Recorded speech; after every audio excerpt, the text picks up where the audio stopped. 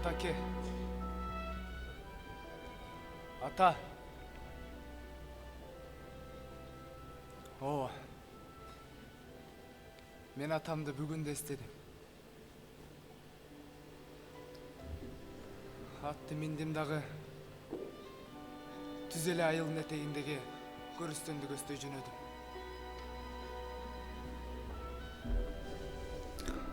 Атама күн сайын дуа кылып жатсак дагы эмнегедир биринчи жолу өзүм жалгыз барып Куран окуп ичимдеги сырларымды айтып сүйлөшүп келүүнү туура көрдүм.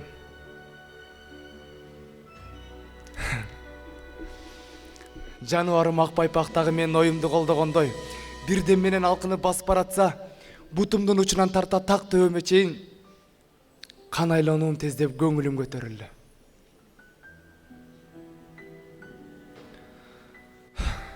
Жарым сааттай жол жүрүп отуруп, көрүстөнгө да келдим.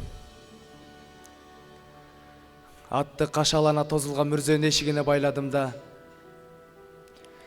алыстан эле көрүнүп турган үйүлгөн топурагы жаңы атамдын кабырынды көздөй жөнөдүм.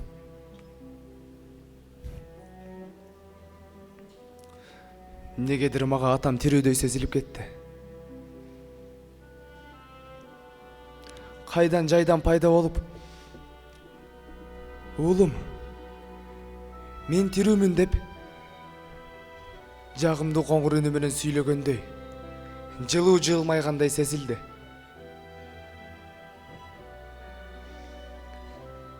Атамдын каза болгону балким мен көрүп жаткан жаман түштүр.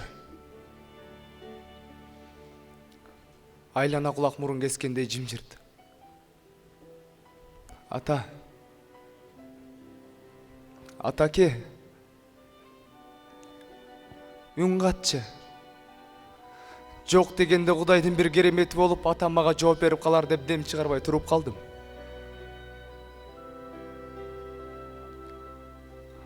Атам коюлган жерге келдим дагы. Куран окуйын деп отуруп токтоп калдым. Жымжырт. Атаке. Балким мени сенин рухуң угуп жаткандыр. Билем ата. Менден үмүтүң ушунчалык чоң зор эле. Көзүңдүн тирүүсүндө ушул үмүттөрүңдүн бирин аткара алдым бекен?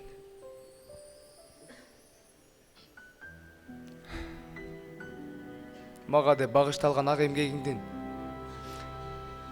миңден бир бөлүгүн кайтарууга үлгүрдүм бекен? Сиздей билимдүү, илимдүү, эл үчүн, жер үчүн, келечек үчүн күйгөн патриот инсандар көп болсун элибизде. Ооба. Ушундай жагымдуу сөздөр да көңүлдү жылытпай койбойт. Биздин микрорайондордо газ жок. Туура. Газ маселесин да чечебиз. Жаңы конушка суу чыгарып берсеңиз? Кыргыз элибизди таза суу менен да камсыз кылышыбыз керек. Шаардын тазалыгына кам көрүүгө жардамдашыңыз.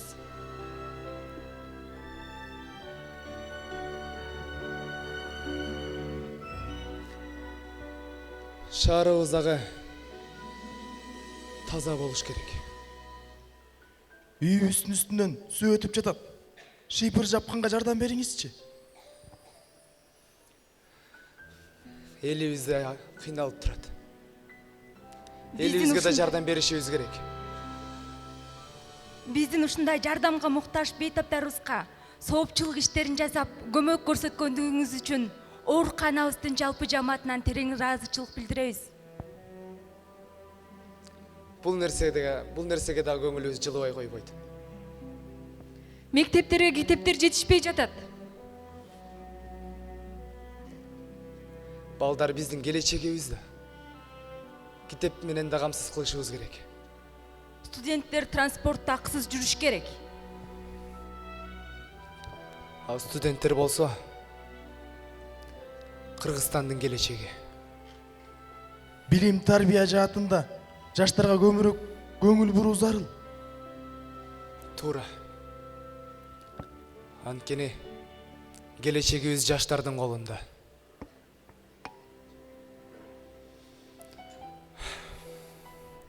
Атаке, белимди бекейин буюмдагы кыргыз элим үчүн, жерим үчүн, ата мекеним үчүн, биздин келечектеги жаштар үчүн, апаларыбыз үчүн, сиздин рухуңуздун алдында, кыргыз элимдин алдында адал эмгек кылам, ак эмгек кылам деп сиз үчүн ант беремин.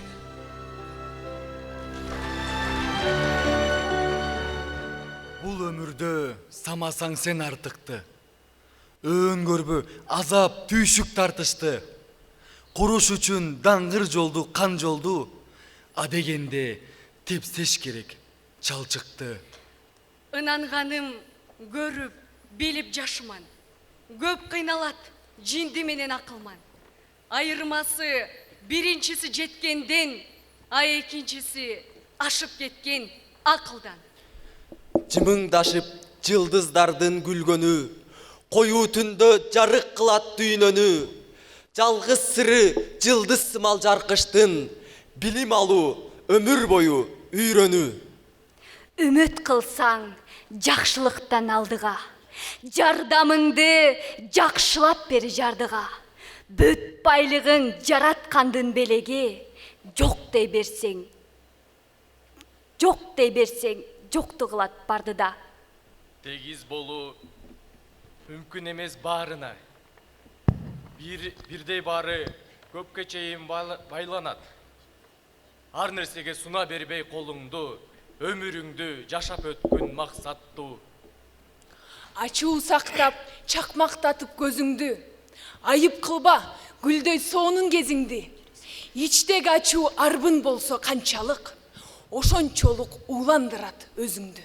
О теңтушум, арам ойго чаңкаба, ким бирөөнү саямын деп аркага. Эч убакта чыгарбай жүресиңден, адам барын сенден дагы аркада. Бул дүйнөдөн ашкан ууру өтүптүр. Байлык топтоп максатына жетиптир. Өмүр бою уурдаганын карганда башка уруулар кирип тоноп кетиптир. Уят болуп калгандарды мазактап, жаңылышып боло көрбө тазакмак. Келечекке эч ким кепил боло албайт. Өзүң дагы калып жүрбө жазаттап. Замандарга ыйман минтип кеч кирди, айткылачы ушуга ким жеткирди. Пайгамбарлар эми эч качан жашабайт, ыйык көрбөйм адамдардан эч кимди. Ким жактырат, ыйык сырын ачканда, же туйганда кабылганын капканга. Кызда бири кымбат дешет кыргызда, сулууларды өпкөнүңдү мактанба. Ар адамга үчүн жакшы жашаганга акча керек, сөзүңдүн жок катасы.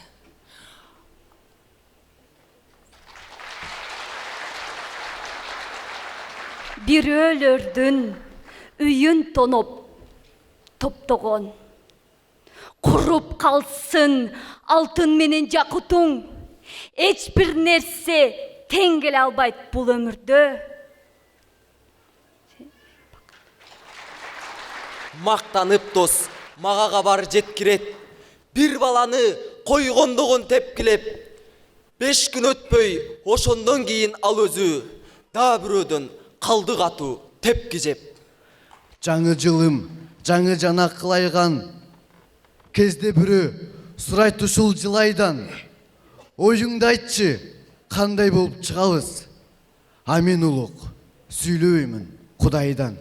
Байкап көр, айтканыма акыл салып, билгенге дүйнө кенен жашоо жарык. Кантели пейилдердин таардыгынан, аттиң ай, барат улам, аалам тарып. Жыргатам да, гүлдөтөм да эл жеримди деген сындуу канча убада берилди. Өнүгүүнүн жалгыз гана жолу бар. Оңош керек, түзөш керек пейилди. Денемдесің, қаны болып тамырдың.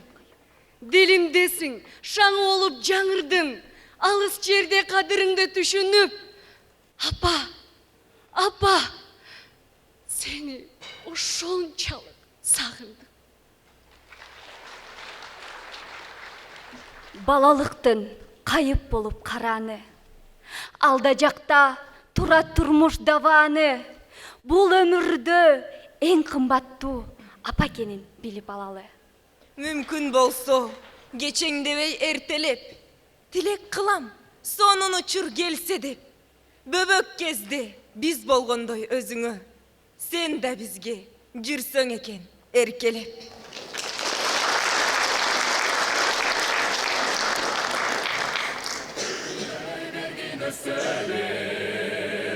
Kanat kalıp, büyük canıp, kadırına cetemin. Mekenim benim Kırgızstan, örtündöy bir gün ısırır.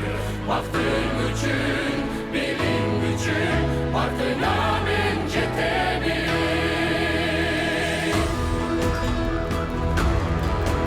Ot bolup suyup jalınday, oşundu görümün canımday.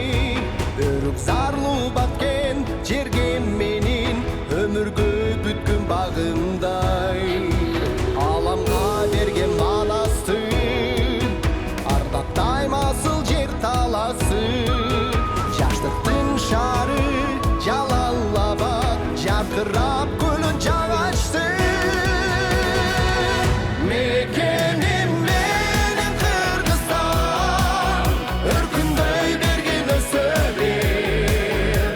Канат кагып, күйүп жанып, кадырына жетемин. Мекеним менин Кыргызстан, өркүндөй берген өсөбөр. Аттын үчүн, билим күчүн, баркына мен жетемин. Ырыска толгон жер бети, ысык көл Кыргыздын бермети. Борборлордун арасынан Бишкекке жоктур жетери. Өзүмдүн көрөм үйүмдөй, өзүн бир бар бекен чүйүмдөй. Көргөндө көркөм нарынды, көңүлүм койбой сүйүнбөй. Мекеним менин Кыргызстан, өркүндөй берген өсөбөр.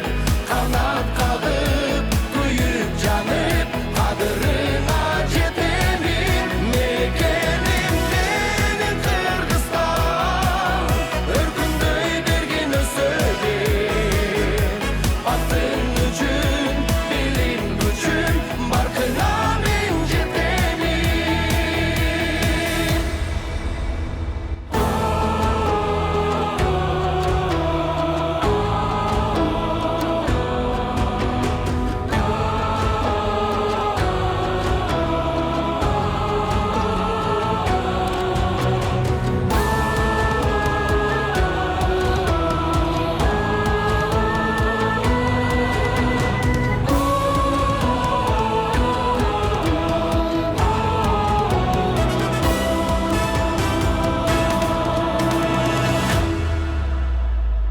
Мекеним менин Кыргызстан, өркүндөй берген өсөбөр. Канат кагып, күйүп жанып, кадырына жетемин. Мекеним менин Кыргызстан, өркүндөй берген өсөбөр. Аттын үчүн, билим күчүн, баркына мен жетемин.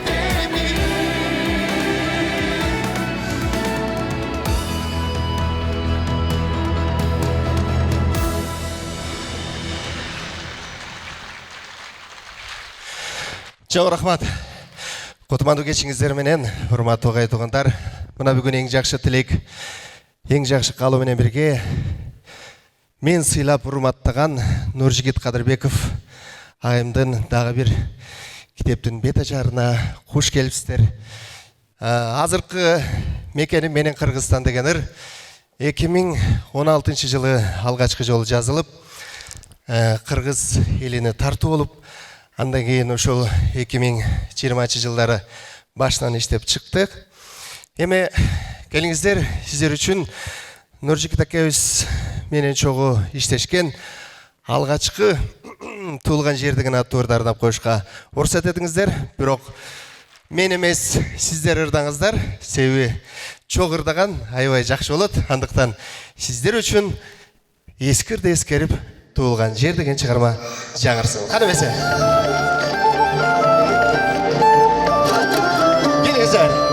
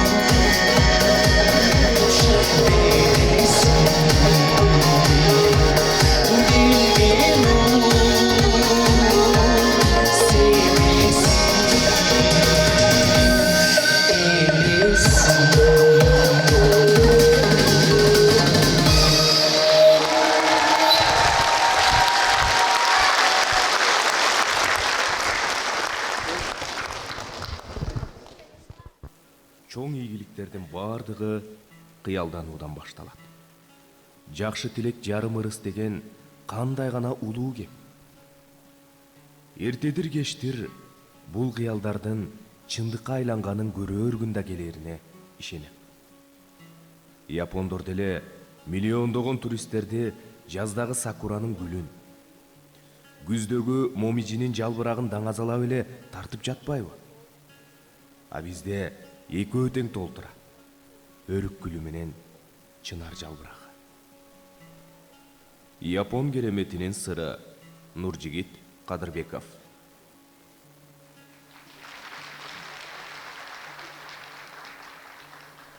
Бакыт бул сүйгөнүнө жетүү эмес, жеткенин сүйүү. Ээсине кайткан Роза. Нуржигит Кадырбеков. Мени телегейи тегиз, оомат бактысы чексиз деп ойлогондор көп. Бирок жараткан бир окуя аркылуу менин дүйнө таанымымды, кулк мүнөзүмдү, жашоого жана адамдарга болгон мамилемди түп тамырынан өзгөрттү. Ал окуя Ажонун арылбас арманы. Эстеген сайын жүрөгүмдү эзип, жаныма жай бербей келет. Ошондо мен ант берген. Келечек деген тумандуу мунарка багыт алып баратып, мен үчүн өзгөчө мааниси бар жерде белгисиздик менен үмүттүн ортосунда жалгыз ыйлап, боздоп туруп ант берген. Ошондогу каргылданган үн менен чын ыкласымдан чыккан сөздөрүмө бир жараткан күбө. Анан атакемдин арбагы күбө. Ант. Ажонун арылбас арманы. Нуржигит Кадырбеков. Билим жана тарбия башаты мугалимдерибиз болсо, ошол башаттан ооз тийүү насип болгон алтын уябыз мектебибиз эле. Ал мезгилге кылчайган сайын жүрөгүм жагымдуу эскерүүлөрдүн эпкинине жылынып, жүзүмдү сүйүнүчтүн нуру каптайт. Себеби өткөн ошол күндөрүмдөн адам, адис жана инсан катары калыптануубуздун ак жолтой чыйырын, пайдубалын көргөн. Ал чыйырды салуу, пайдубалды түптөө, ыйык милдетин аркалоонун түмөн түйшүгүн өз мойнуна алган ардактуу агай эжейлеримдин биз үчүн кылган ала тоодой эмгегине кайра-кайра алкыш айтам. Мугалим агай эжейлерге арналган таберигим. Бир гана сенсиң. Нуржигит Кадырбеков.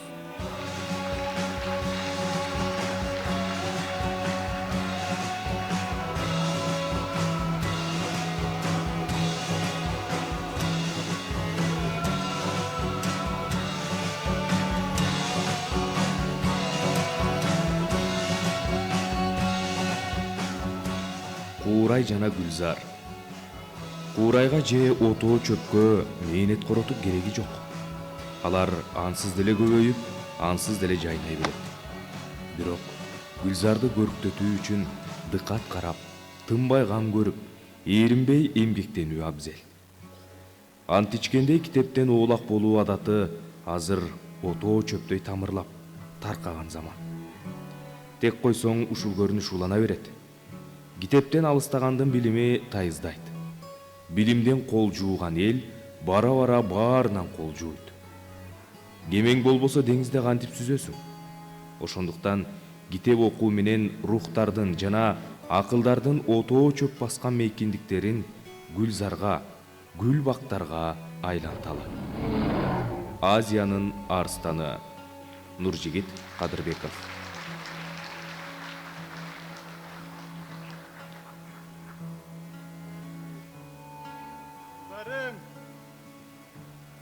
Ар бир адамга өз апасы эң сулуу көрүнөрүн билем. Бирок менин апакем чындыгында эле ушунчалык ачарлуубу, же мага апа болгон үчүн ошондой туюлабы деген суроого алигиче жооп таба албайм. Чындыгында эле апам аябай сулуу аян. Мен атамды таптым. Нуржигит Кадырбеков.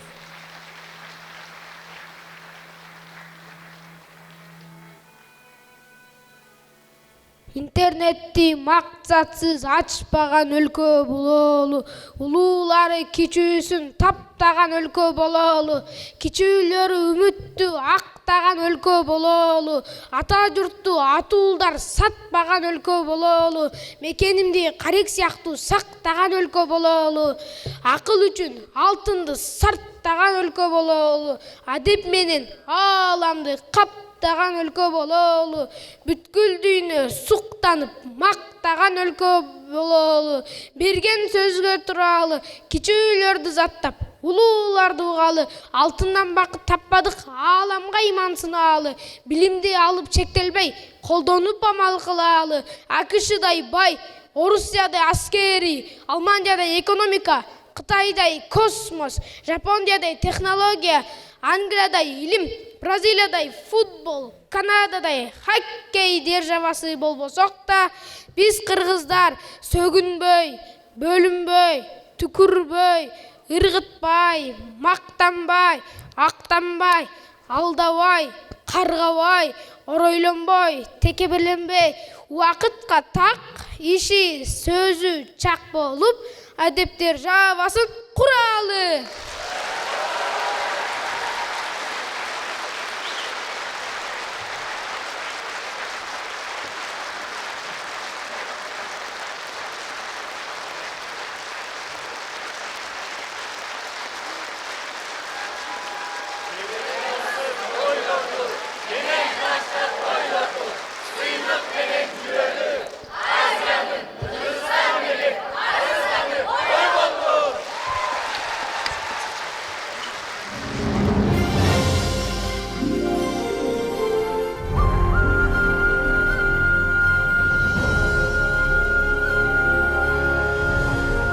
Арбаңыздар, ардактуу агайын туугандар, кутмандуу кушубак күнүңүздөр менен. Акын, жазуучу, белгили коомдук ишмер, Кыргыз Республикасынын Жогорку Кеңешинин депутаты Нуржигит Кадырбековдун «Мен атамды таптым» аттуу китебинин бет ачар аземине жана ошондой эле адабий кечесине жалпыңыздар кош келиңиздер.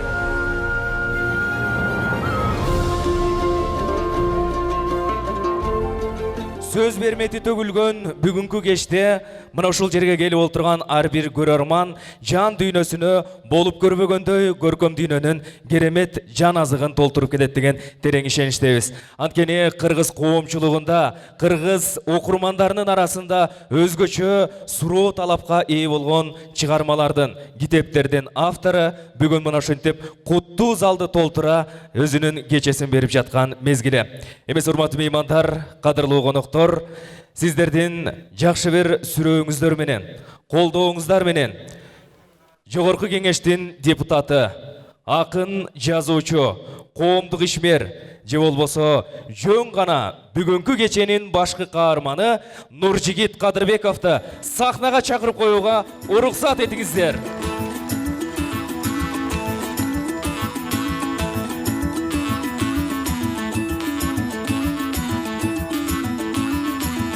Урматтуу меймандар, бүгүн дагы бир сүйүнүчтүү кабарды ушул жерден жар салгым келип турат.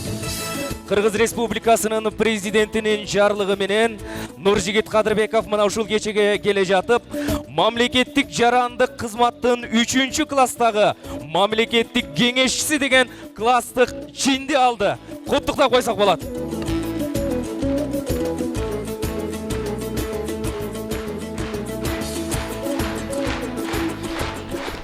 Ассаламу алейкум, урматтуу замандаштарым, мекендештерим. Аманчылык, тынчылык үчүн, ден соолук үчүн, элибиз, жерибиз, мекенибиз бар үчүн, ушундай аксакалдарыбыз баш көз болуп жол көрсөткөндүгү үчүн, алардын учугун улап, алар баштаган ишти аягына татыктуу жеткизгенге даяр болгон, илим билимге каныккан, сугарылган максаттуу жаштардын бардыгы үчүн, дегеле тизеге тизе тийишип, көзгө көз чагылышыбыз барлаштырган үчүн Кудайга чек шүгүрлөрдү айталы. Бул өтө маанилүү нерсе экен. Бир сөз бар, ким эгерде адамга рахмат айтпаса дейт, Алла Таалага да рахмат айтпайт дейт. Мен ушул программаны өзүм биринчи жолу көрүшүм. Мен болгону китептин бет ачарын уюштурайын дедим эле. Бирок бир адамдан бир китеп долбоору, аманат долбоору, жаш балдар айтышты, студенттер айтышты. активист балдар айтышты, агай сиз аралашпасаңыз ошо күнү эле конок болуп келсеңиз деп. Эртең менен мен кече бул малда Бакуда болчумун. Түн ортосунда Стамбулда элем. Азыр келдим, аэропорттон үйгө тийип коюп эле бул жака келгендей кирбезим. Бардыгыбыз бул кечеге чогуу күбө болуп отурабыз. Барыңыздарга чоң рахмат. Акыл жаштан дейт, асыл таштан дейт. Чоң рахмат ушул жаштарга, чоң рахмат ушуну даярдаган. Мен окуп отурдум бул жакта. Ушул Улуттук драма театрынын алдындагы окуу жайдын окуучулары ошолор даярдашыптыр. Чүй театрына чоң рахмат. Анан бул жакта Асылбек Өзбеков агайыбыз олтурат. Ушул киши өзү баш көз болуп бүт шарттарды түзүп берди, драма театрдын башчысы. Ал кишиге чоң рахмат. Анан албетте Маданият министри кайрылдым, ушуну өткөзөлү десек, ушул шарттарды түзүп берди. Өзү да бүгүн келип олтурат. Ага чоң рахмат. Анан бирдекени айтып коеюн, мен бул жака жалаң гана жакындарымды чакырдым. Чын, байкадыңыздар, көп деле чоңдор жок бул жакта. Анткени китеп окугандар, китепке кызыккандар келсе дедим. Ошон үчүн ачык гана жарыялап коюп, анан анча мынча адамдарды гана мындай атынан айтып чакырбасам, көпчүлүк өздөрү эле келип олтурат. Ушу бардыңар менин жакындарымсыңар, бардыңар жүрөгүмдөсүңөр. Барыңарды Кудай колдосун, экинчи даражаңар бийик болсун. Бакыт каалайм.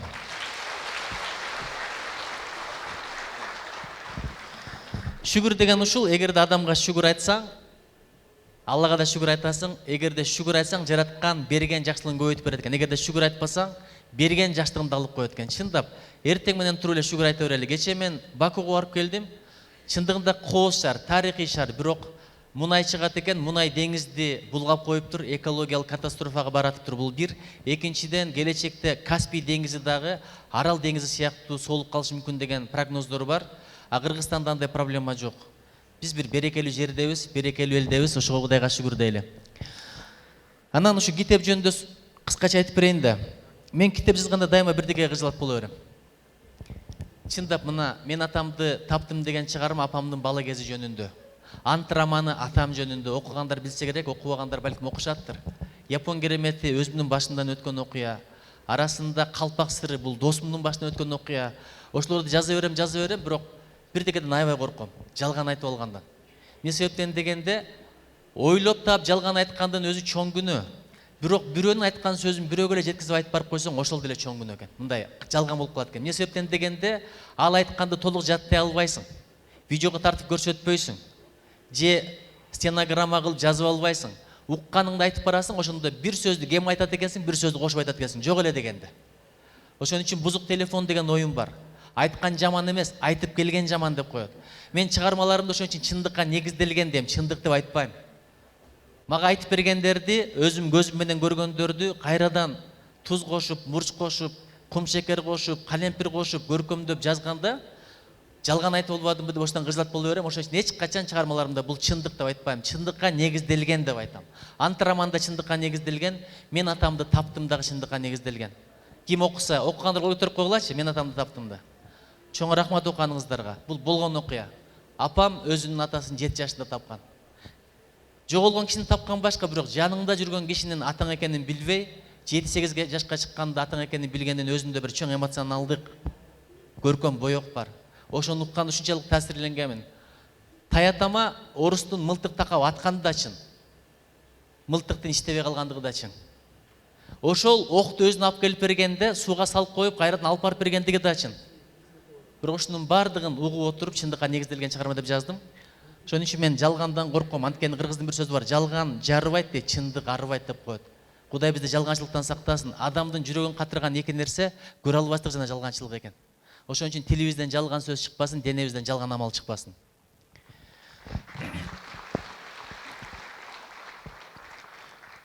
Чыгарма деле ой, биринчи ойдон башталат. Ошон үчүн кыргыз айтат, ой жүгүртпөйсүңбү, ой токтотпойсуңбу? Оюңу иштетпейсиңби? Чын, ойду иштетмейсең адам алдыга кете албайт. Эмне үчүн Стив Джобс болду? Анткени ал биринчи оюнда iPhone'ду ойлоп тапты. Эгерде оюнду ойлоп таппаганда эч убакта иш жүзүндө ойлоп таба албайт эле. Мурда Кытайда фантастикалык чыгармаларга тыюу салчу экен. Анткени билесиздер, коммунисттик идеология, коммунисттик мораль. Азыр тескерисинче фантастикалык чыгармаларды көбүрөөк окутуп атыптыр. Кайсыл эл фантастикалык чыгармаларды көбүрөөк окуса, ошол iPhone'го окшогон, жасалма интеллектке окшогон, роботторго окшогон жаңылыктарды ойлоп таап калган күчүлүгү болот экен. Ошон үчүн мен дайыма ойлоно берет элем, азыр деле ойлоном. Эмне үчүн жумуртканын ичинде сөөк жок, бирок андан чыкканда сөөгү бар чөчө чыгат деп. Ойлондуңар беле? Керек болсо мен мындай ойлонгом, эмне үчүн чач өсө берет, а кирпик токтоп калат деп. Эмне үчүн биздин кулак колтукта эмес? Ушу колтукта эле болсо жакшы болот эле. Керек сөздөрдү угуп коет элек, керек жок болсо жаап коет элек.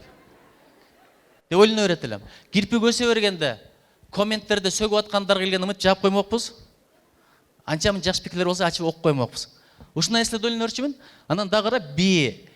Жылда бээнин сүтүн ичкени барып атасыздар. Азыр бээнин сүтү ушунчалык пайда экен, муну илим да далилдеп атыптыр. Европада бээнин сүтү кошулган айрым дарылар кичинекей эле флакондо 100 еврого сатылып атыптыр. Бирок ойлонот элем, бие жашыл чөп жесем, эмнеге мындан аппак сүт чыгат деп. Апам да айтып калат эле, балам, аяш керек, аялды аяш керек, анткени жегенин бардыгы эле сүт болуп балага кете берет. Жегендерин карасаң, нан, банан, нават, конфета, бири кызыл, бири тазыл, бири күрөң, бирок эмне үчүн аппак сүт болуп чыгат деп ойлоно берет элем. Анан караңыздар, данек. Данекти жесең эч кандай канты жок, сөөктө деле кант жок, бирок жерге көмүп койсоң өсүп чыгат, өрүкпү, алмабы, жесең таттуу. Дарбыз деле ошондой, коон деле ошондой. Ушунда ойлонуу балага аябай керек экен. Ойлонуп дагы деле буларга жооп таба элекмин. Бирок бир нерсени таптым, ар бир нерсени түбүн казып отурсаң, Алла Тааланын кудуретин табат экенсиң. Башка жооп деле жок экен, чын айтайын.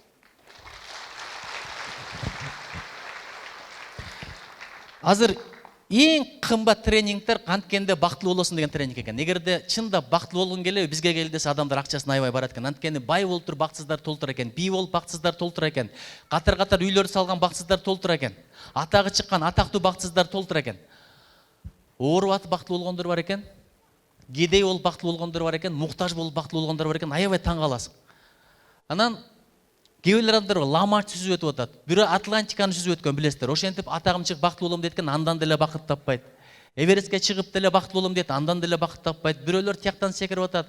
Иши кылып атың чыкпаса жер өрттө дегендердин бардыгы, бирок мен бир дегенди түшүндүм, адамдын бакыты сыртында эмес экен, ичинде экен. Сен жүрөгүңдөн бакыт таппасаң, башка жактан таппайсың. Ким эгерде үйдүн ичинен бакыт таппаса, үйдүн сыртынан да бакыт таппайт экен. Анан кыялданбасаң китеп жазылбайт экен. Мен мисалы бир 5-4 класста Эне тарыхы деп китеп жазып, автор Нуржигит Кадырбеков деп жөн эле сүрөт тартып баргам, сүрөт сабагына. Балдар китеп жазыңбы деп сураган. Бирок мен буюрса жазам дедим эле, ошол максатыма быйыл жеттим. Эне тарыхы. Азыркы мен атамды таптым, бул энемдин, апамдын тарыхы. Мен өзүм андай түзгөн жок элем, болгону дата боюнча эле коюп баратканмын, бирок кийин китеп чыкканда байкадым, биринчи макаламды апам жөнүндө экен, акыркы чыгармамды апам жөнүндө экен. Менин апамдын юбилейине кылган белегим ушул болсун. Чын, 70-ке чыкты, 65-ке чыкты, 50-ге чыкты. Бир дагы жол апамдын ресторанда тоюн өткөзүп бербептирмин, чын айтайын. Бирок быйыл акылыма келип олтурат. 22 декабрда бүтүрөйүн дедим эле китепти, бирок Алланын каалоосу экен, колумдан келген жок. Бирок кийин чыкса деле апам окуп калганына Кудайга шүгүр. Бир карасам апам түн бир окумачын уктап атыптыр, бир карасам окуп алып ыйлап атыптыр. Баарыбыз бала кезде эстегенде, оор учурда эстегенде, кайгылуу күндөрдө эстегенде, атабыз, апабызды эстегенде ыйлайбыз. Мен деле азыр өзүмө айтпай даярдаган экен, атам арналган монологумду окуп атканда аябай ыйладым. Камера тартып алды, эми аны көп таркатпай эле койгуздар. Кыял деген ошол экен, апам дайыма кыял берчү, балам, антесиң, мынтесиң, келечекте тигинтесиң. Бала кыял бериш керек экен, колуңдан келбейт, көкме, эшек, чочко деп айтпагыла. А дегенде сөз болот, андан кийин өзү болот. Колуңдан келет, сен кылбаганда ким кылат дегендерди айта бериш керек экен. Чын, а дегенде сөзү өзү болот. Мына жерде залкар адамдар отурат. Бир ортону карап койсоңуздар, бир кол чаап коелучу ишандарга. Кыргызстанда 3-төн 1 болгондор, 2-ден 1 болгондор, аалымдар, эң мыкты педагогдор отурат, журналисттер отурат, редакторлор, жазуучулар, акындар, министрлер, академиктер отурат. Сиздерге чоң таазим. Анан бул өмүр ушундай нерсе экен. Баягы биз өткөндө бир апа менен менин интервьюмду ким көрдү? Балыкчылык апа менен. Токтош апа. Көргөндөр олтуруп койгулачы. Ошол апа менен сүйлөшүп отурсам, аябай сонун сөз айтпадыбы Токтош апачы? Балам дейт, коңуз бар дейт. Коңуз өлүк дүйнөнү кыкты дейт. Тоголок кылат. Мультфильмдерде көрүп жүрөсүңөр го? Анан сүйрөп келип ийине кирип кетет. ошо менен ийинге киргенден кийин киргизе албай коет экен ийинге дагы. Анткени өзү батат, ал тоголок батпай калат дейт. Анан өзү кирип кетип өлүп калат экен дейт. Өлүгү ал жакта чирийт экен, а тиги тоголок дүйнө кийинкилерге кала берет экен дейт. Бул дүйнө ушундай дүйнө. Талаша турган деле эчтеке жок, уруша турган деле эчтеке жок. Биринин көңүлүн бири орто турган деле эчтеке жок. Ушул идея, ушул китепте бар. Кийинкиси. Анан негизи жандыктар аябай көп. Эртең менен чымчык карагыла, чымчыктын склаты жок. Чымчыктын сейфи жок. Эртең менен учуп кетет. Кечинде келгенде өзүндө карды ток, балдарын да курсагын тойгозот. Эртең кантем, бүрсүгүнү кантем, эгер бүгүн алтыным болбосо, долларым болбосо, ачкадан өлөм деген түшүнүк жок. Алла Таала аларга деле рызык берип атат. Топтогон бизге деле рызык берип атат. Топтогон ушунча жандыктын экөө гана экен, бири адам, бири чычкан экен. Чын. Бирок топтогон нерсең сеники эмес. Бир күн калат, кимге калат, бир Алла Таала билет. Эгерде мураскоруң болсо, мураскорго калат экен, мураскоруң болбосо, кимге калат, бир Алла Таала билет. Ошон үчүн өлүк дүйнөдө эле адамдардын көңүлүн оорутуп, тебелеп тепсей бербейли. Мен карап отурам, бул жакта чогуу окуган досторум да келиптир, башка шаарлардан да келиптир, силерге чоң рахмат. Аягында барып тургузам го дейм. Ошол эки макулуктун бири болуп жүрө бербейли. Өтө эле дүйнөгө берилгендин акыбети жаман. Айтат, дүйнөнүн ичине кирсең кир, бирок дүйнөнүн ичине киргизбе дейт. Дүйнөнүн орду бул чөнтөк. Дүйнөнүн орду бул банктагы эсеп, бирок дүйнөнүн орду бул сейф, бирок жүрөк эмес. Жүрөккө дүйнө кирип алса болду. Ар кандай нерсеге барасың, бирөөнүн шагын сындырасың, бирөөнүн көңүлүн оорутасың, бирөөнү тепсейсиң, тебелейсиң, Кудай ошондон сактасын. Анан саат менен пешка. Саат менен пешка экөөнүн бир окшош жагы бар экен. Пешка, мен аны парламентте да айттым. Аны эч ким тоготпойт, бирок пешканын башка шахмат фигураларында жок бир сыпаты бар. Алдыга кетет, бирок аягына чыгып алгандан кийин ал ферз болот. Анын перспективасы бар. Ферзди эмне кылсаң деле ферз бойдон калат. Турканы эмне кылсаң деле турка бойдон калат. Офицер ат бойдон калат, бирок пешканын келечеги бар. Ошон эч кимди сенин колуңан эчтеке келбей, сен ким элең деп кордобогула. Бүгүнкү кор адам эртеге зор адам болуп калышы мүмкүн. Же тескерисинче, Кудай зорду кор кылбасын, бирок корду зор кыла берсин. Ошону айткым келип атат. Анан саат да алдыга кетет, пешка да алдыга кетет. Мен мурда саатты карап алып, качан түнкү саат 8 болот, отурушка барат элем деп шашат элем. Азыр өтпөс экен деп тилейм. Чык деген өмүр кетип атат деген эле сөз экен. Туулган күн дегенге көп сүйүнө бербегиле. Бул өлүмгө дагы 1 жыл жакындадың деген эле сөз экен. Башка нерсе кээде көбөйөт, кээде азаят. Байлыгың бара-бара көбөйөт, күчүң көбөйөт, акылың көбөйөт, бирок туулгандан баштап азайган бир гана нерсе бар, анын аты өмүр экен. Ушул өмүрдүн кадырына жетели.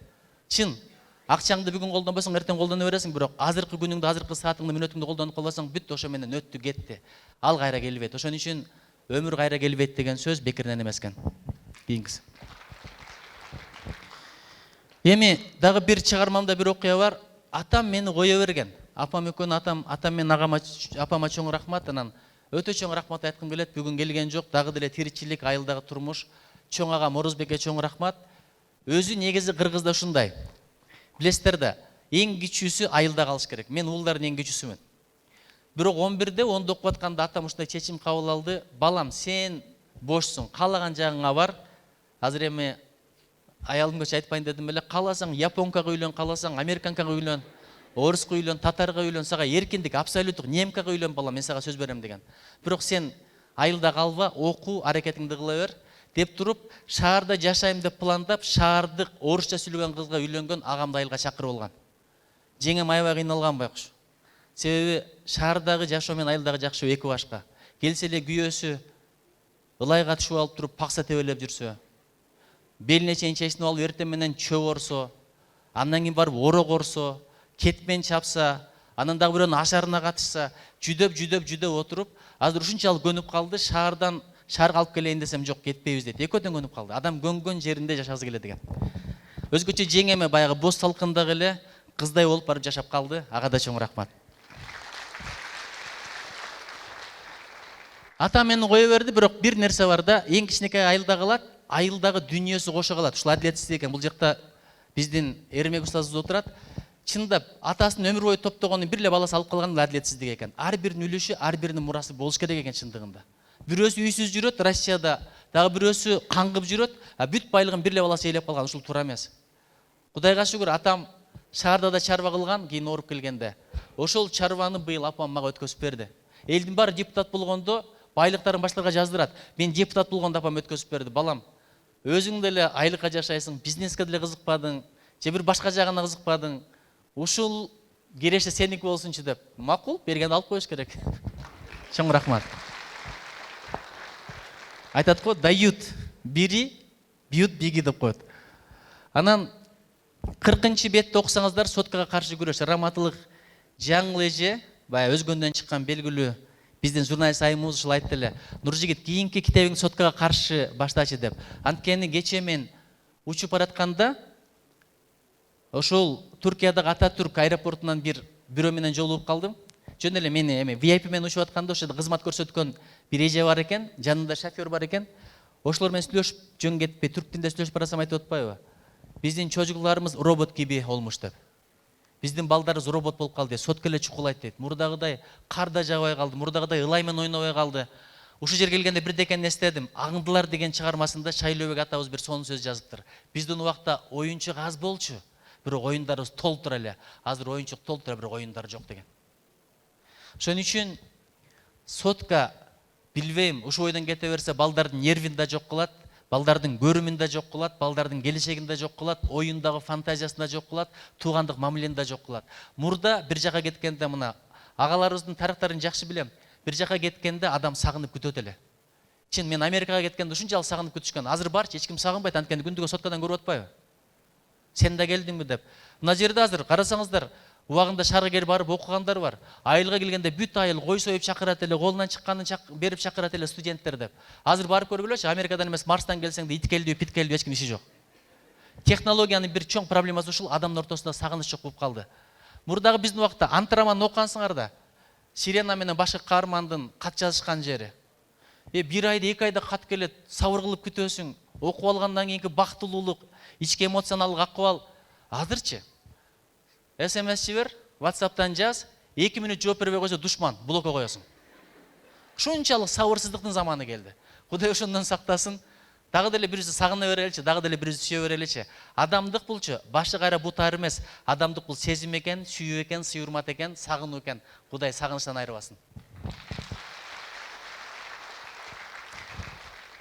Биз чыгармаларды көбүнчө атактуу саясатчылар, бизнесмендер, тигил чоң, бул чоң ошолордон жазат экенбиз. Мен бул китепти айылдагы эл журт, эл аралаганда кишилер жөнүндө жаздым. Садык деген аксакал бар экен, ушул Караташ деген айылдан, Карагулжанын. Ошол киши бир сонун сөз айтты да, кымбатчылыктан эмес, биз ысырапчылыктан аябай кыйналдык дейт. Отуруштун 32 түрү бар дейт. Ошко дейт, бул жактан бир канчадан барып келсе 100 000 сом кетет экен чыгашага. Мурда Алайкуда дейт, ушундай бир окуялар болгон дейт. Той өткөзгөндө кошунага сен нанды, сен этти, сен табакты деп койчу экен, сен отунду деп койчу экен. Азыр дейт, нанды дагы өзгөндөн алып келип кал дейт Алайкуга. Оштон алып келип калды, Андижан алып келип кал дейт. Биздин акча бүт тияка кетип атат дейт. Ортодон ынтымак кетип калды дейт. Бирин-бирин болгон күйүм, мээрим кетип калды дейт. Ошол сөзү мага абдан жакты. Отуруштун 32 түрү, баягы бажа отуруш, классташ отуруш, курсташ отуруш, дос отуруш. Азыр ынтымактар көбөйдү. 70-чилердин ынтымагы бар. Менин досторум кел, 70-чилер туруп койгулачы ордуңардан. Атайын келишти. Чын. 88-99 эми мен сунуш кылат элем, бир 50-30 жылдыкларында ынтымагын уюштуруш керек. Анан экинчи роддомдо төрөлгөндөр өзүнүн ынтымакты кылып койгойлубу? Кийинкиси. Караташ эмне үчүн көчкөдөн сак? Ошол аксакалдын айткан сөз. Бул жерде Алайкулук агаларымда отурат. Ал жакка өтөсүң, бул жакка өтөсүң, быйыл көрдүңөр. Кар тосуп калып, канча күн эч жакка кете албай жүрдү. Мен аны парламентте да көтөрдүм. Анан ошондой учурда биз азыр билет экенбиз, мурда деле болчу экен, мурда сотка жок экен да, ошон үчүн билчү эмес экенбиз. Мурда Facebook жок экен, ошон үчүн билчү эмес экенбиз.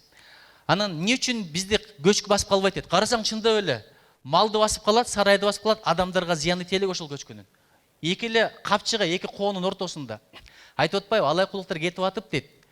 Көчкү болгондо же бияка кете албай, бияка кете албай туруп калат эле дейт. Үйүбүзгө киргизип, мештин түбүн аларга бошотуп берет элек, өзүбүз суук бөлмөлөргө чыгып кетет элек дейт. 5-10 күн, 20 күнгө чейин жашаган күндөр болгон дейт. Көрсө ошолордун батасы тийип, дагы деле биз кырсыктан олак болуп келатабыз дейт.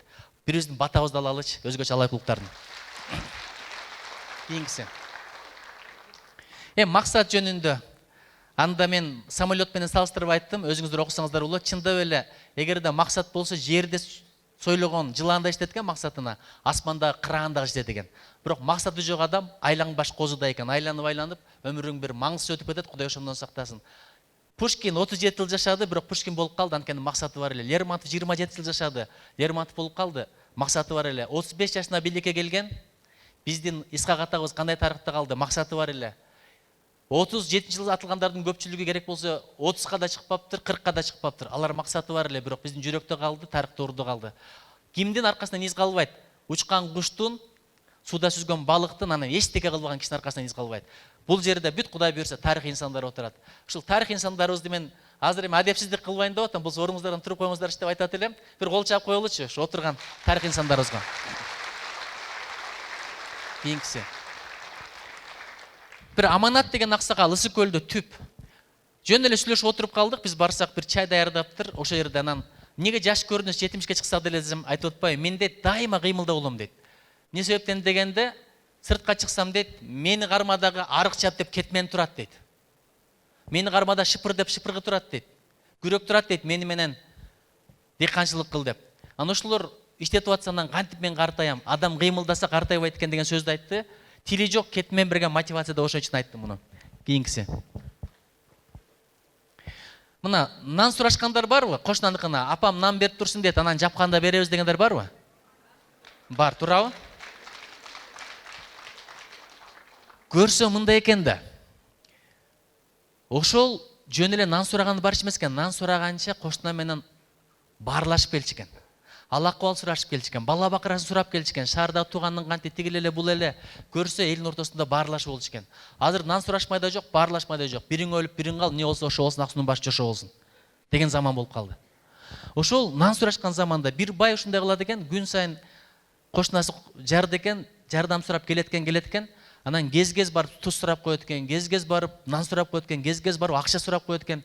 Анан баласынан калып турду, ата сиздин колуңузда бар го, эмне будан сурап атасыз? Балам, дайым бизден сурай берсе чүнчүп кетет, уялат, басынат, анчамызча биз да сурап туралы деген экен. Ушундай кошуналар болгон убагында. Арка жылдырып койчу кайра. Келиндерди, аялдарды көбүл урушуп өрбөгүлө. Мен 3 күнгө барып келдим Баку менен Турцияга. Аябай шаштым. Болбосо мени сыйлап, өзүнчө машина берип, VIP бөлмөдө жаткызып, эң сонун музейлерин көрсөтүп, табигатын алып барып, ресторандар сыйлады, бирок үйүмө жаман шаштым. Ошончалык чыдабай кеттим. Бирок бирөөнүн кызы сенин үйүңө башка шаардан, башка өлкөдөн, башка облустан өмүр бою келип атат. Ошолордун кадырына иштеличи. Чын аялдарга чоң рахмат.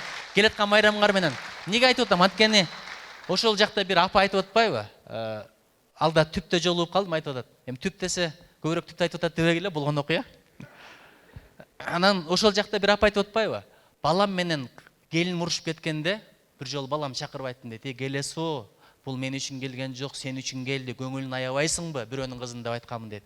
Ушул сөздү ар бир кайната, ар бир кайнене өзүнүн уулуна айтсын, келин эмес. Эгерде кыздар жигиттерди качырып кеткенде анда мен айтпакмын. Башкача кылып. Андай эмес экен да.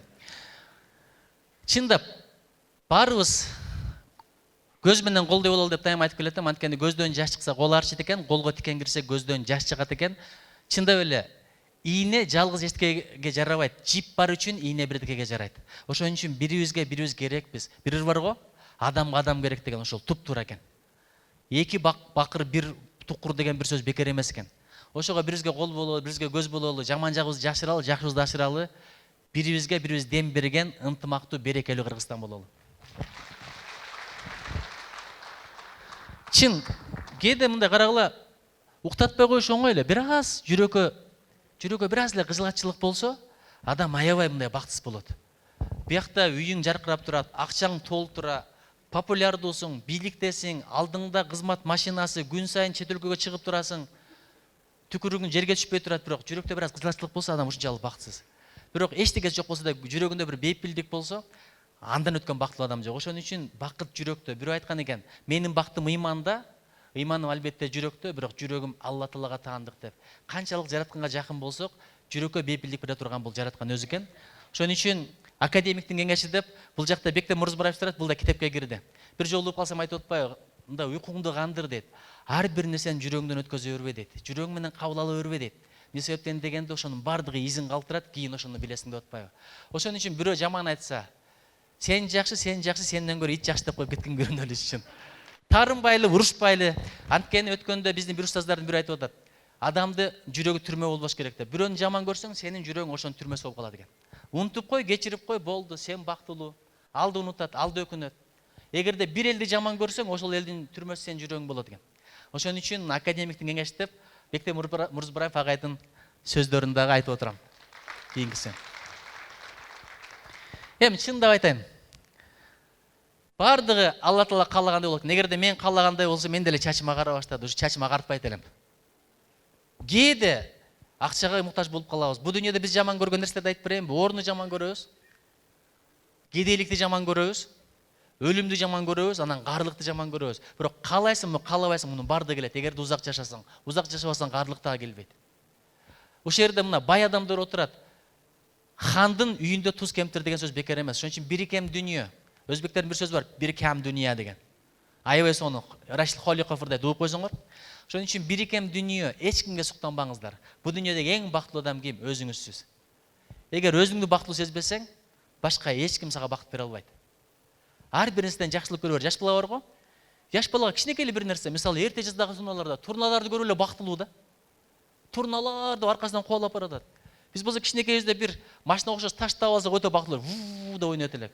Азыркы балдарга турналарды айтчы, жинди болуп калыптыр дейт мына. Ак кеме деп кыйкыртып көрчү. Нургазын да түшүнбөйт, сен да түшүнбөйт, Айтмат да түшүнбөйт азыркы балдар. Азыркы балдар таң калтыра албай калдым. Өткөндө музейге дейт, Америкада айтып атат. Калифорнияда кыргыздарга жолугуп келсем айтып атат. Мен балдарым дейт, атайын зоопаркка алып барсам дейт. Ата үйгө баралычы, сотка сагындым деп атат дейт. Тиякта TikTok карайм, оюндарым калып кетти. Пилге таң калбай калыптыр, арстанга таң калбай калыптыр. А биз ошол мезгилде пилди тирүүлөй көрсөк, самолетту көрүп алып кыйла турган, ой, самолет деп. Мен ойлоп турмун, самолет асмандагы эле кичинекей чыпалактай деп. Адамдан чоң болот деп досторума айтып келсем, алар мени үстүмөн күлүп маскарлап. А көл мен үчүн эмне болчу?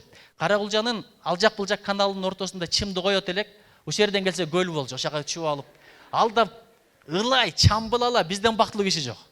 Аны Ысык көлгө барып, ушундай бир көл көрдүм, бер жагынан ар жагы көрүнбөйт десем, балдар мени апенди деп маскарлап күлгөн эсимде. Ошондой замандар болгон. Азыр эч кимди таң калтыра албай калдым. Бир аз болсо да таң калып коелучу. О, укмуш деген үйрөнөлү.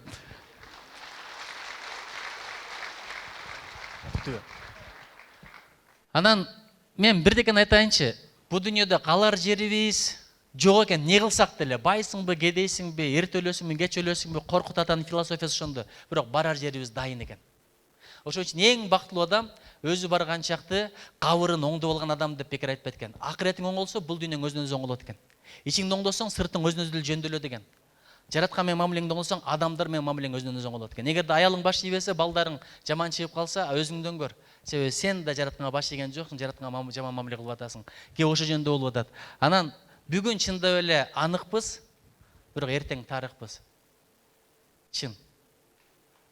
Бүгүн конокпуз, эртең жомокпуз.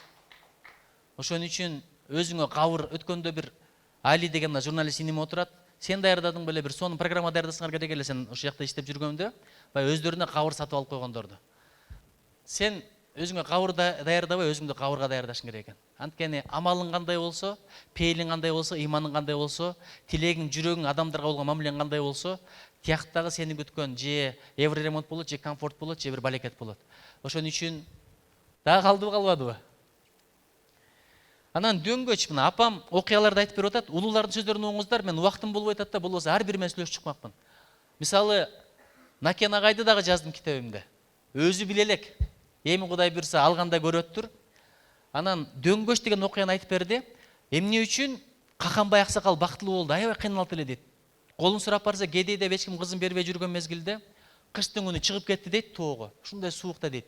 Кечки мал келип эле адамдардын бир иш чарасына келип дөңгөч тап келип, мынан отун кылып жагып койгула, атама менин окуткан Кураным, сураган дуам ушул болсун, ана мага да бир бакта берип койгула деди дейт. Ошо мезгилде дөңгөч ушундай керек болуп турган дейт, адамдар отун кылып туруп аябай батасын берген дейт. Ошондон баштап жакшынакай бирөөгө үйлөндү дейт. Үйлүү жайлуу болду, оолусу чарбасы болду дейт. Азыр мен билгенде бир 10 баласы бар, бардыгы мыкты чыкты. Ошон үчүн бата бар го, бул бакыттын өзөгү. Бирибизге бата эле берип жүрө берели, бата эле алып жүрө берели.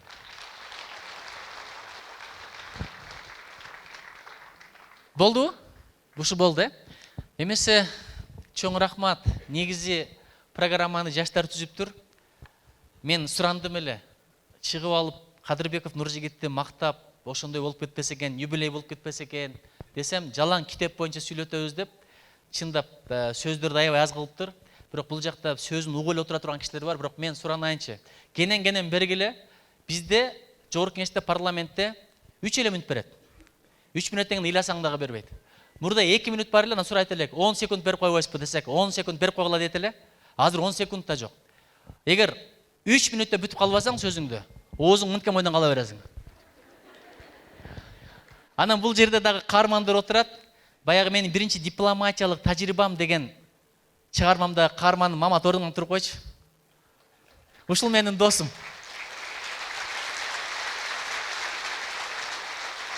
Ушундай чечкиндүү болуш керек. Ушул аяшыбызды алып качып кетет деген сөз чыккандан эле болду, мен үйлөнөм, эч кимге бербейм деп үйлөнүп алган. Бирок атасына апасына мени элчи кылып жөнөткөн. Бар ынандырып келген адамга деле рахмат айтып койбойсуңар ошого. Анан ошондо Мамат аядым эле, кап жаш үйлөнүп алды деп, азыр суктанып атам. Мен балам бакчага берген күнү мунун баласы университетке кирди. Ошон үчүн өлүмдөн башкасынын эртеси жакшы дейт. Баары сонун Кудай буйрса. Анан баягы мен кичинекей досум келди, мен чакырдым эле. Жайлоодон тапкан жаңы досум келди келбедиби? Келем деп сөз берди эле, ал жок болуп атат. Анан апама атасынын таятамдын каза болуп калган угуз албаган эпизод бар. Анан өткөндө окуп берем деп көзүмдөн жаш чыгып, аябай уялбадымбы? Түз эфирден. Негизи муну окуп бербей эле коюшум керек экен. Апам ажыга кетти, аркасынан мен дагы бардым. Бирок ошол мезгилде таятам өтүп кеткен эле. Барып, апама айта албай бир топ күн жүрдүм. Анан мага бир адам кеңеш берди. Ушул жерде айтып кал, кийин арманда калат. Анткени ушул жерде окуган Куран, ушул жерде багыштаган бата башкача болот деп. Анан ошол досума тапшырдым эле. Ушунчалык сонун угузуп, ушунчалык. Бирок апамны ыйлап атканын эстесем, дагы деле жаман болуп кеттим. Анткени болду, кайра келсе ата деп кайрылар адамы жок, бу да чоң арман экен. Азыр атаңар барбы, апаңар барбы? Апоо, атоодо оозуңар толтургуч айтып алгыла. Мен ушул адамдарды берем, телефонунда ата деген ат өчүрө албай жүргөндөр толтур. Атасы өлгөндө 5 жыл болду. Колу барбайт, бирок ата деп айта албайт. Түшүндө ата деп бир айтып алса, бул да бакыт экен. Ошондо мага угузуп берген досум рахматтуу атайын келип туруп ордуңан туруп койсун да.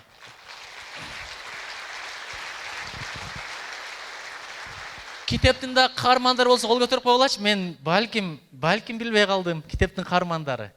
Негизи китептин каармандары кыргыз эли.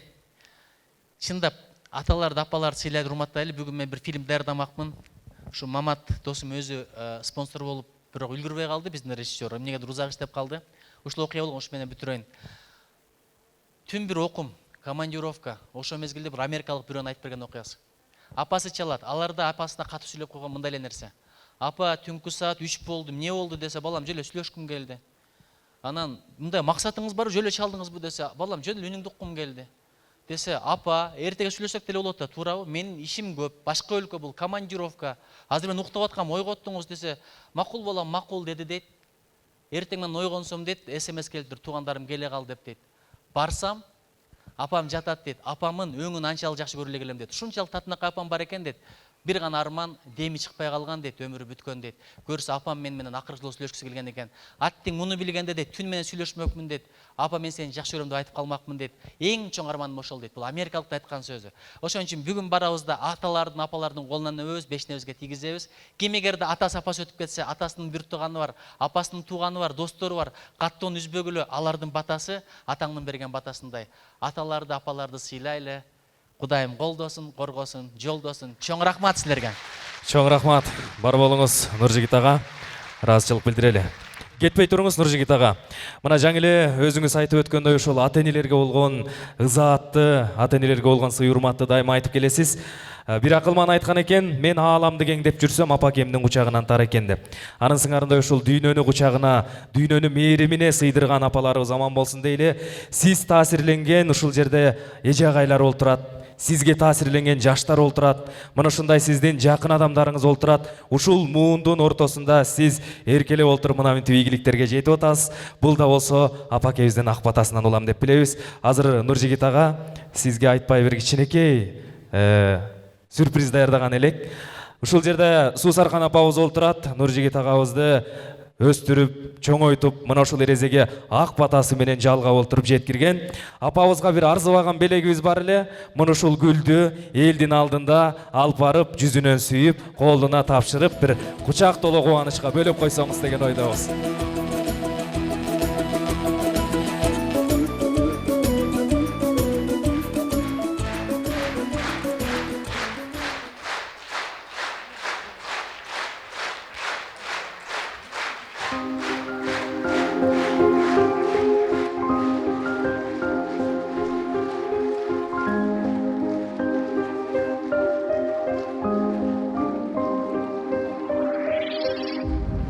Tamçıday benedegi sütün menen talbındı ak beşike bakkan enem nuruna mermige mağdıratkan mаңдайда менин бүтпөс күнүм беле асыл энем талайым сенсиң энем жыргалым сен бакытым сен сүйүктүм менин энем түбөлүк түңгүз өткөн канаттуудай уйкудан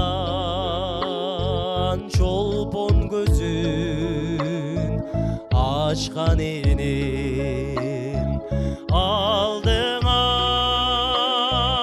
ажал келип турса дагы мен үчүн жанды курман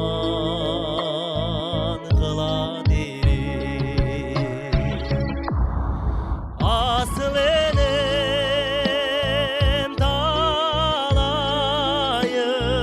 сенсиң энем жыргалым сен бакытым сен сүйүктүм менин энем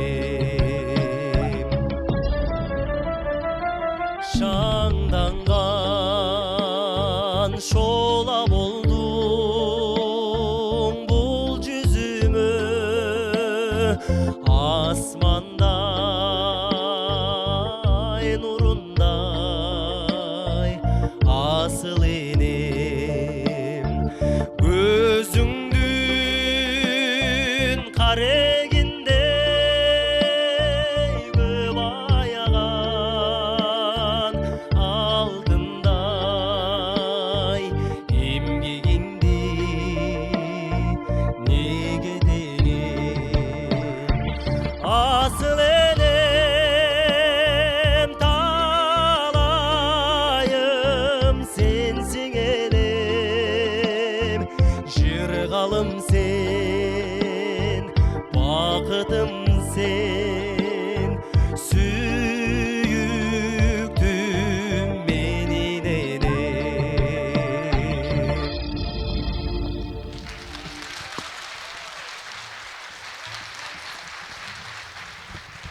Чоң рахмат.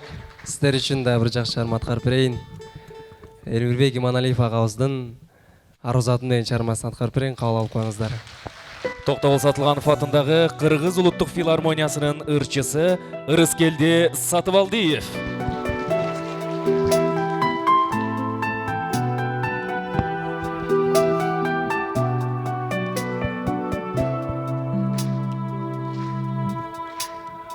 Арузатым ай чырағым аппағым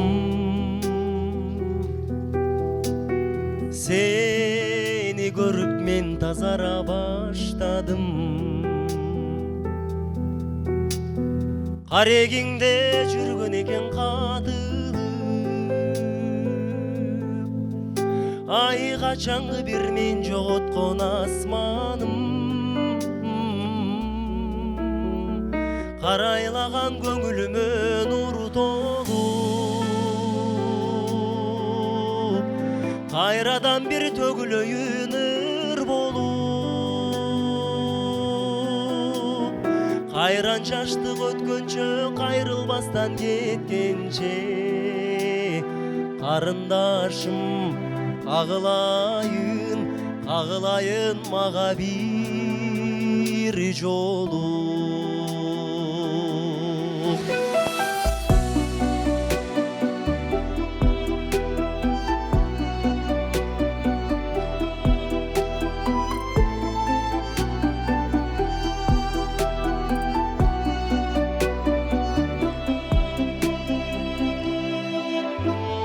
Bir uçlan soyulu ötüp sүйümün, bir zamatta oyron bolgon dünyüm, özüң менен айык чудай сезилип, ай өзүм билбем неге мынча сүйүнөм, карайлаган көңүлүмө нур толуп, кайрадан бир төгүлөйүн ыр болуп,